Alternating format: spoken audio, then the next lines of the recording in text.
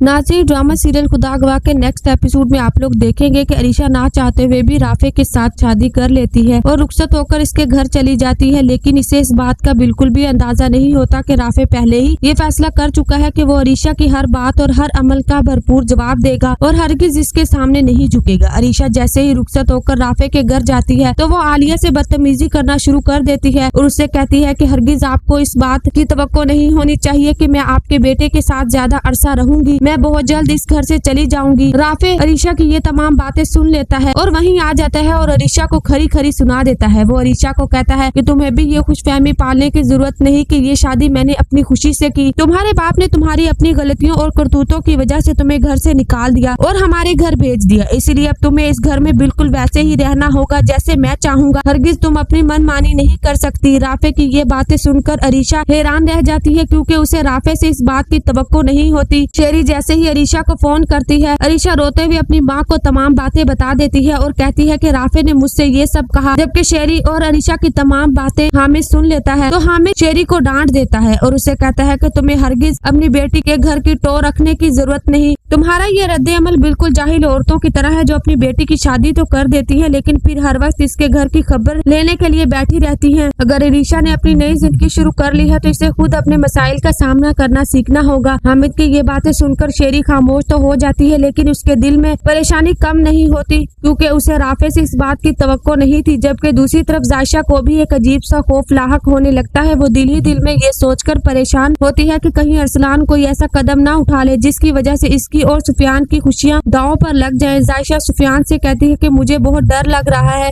कहीं हमारी खुशियों को किसी की नजर ना लग जाए।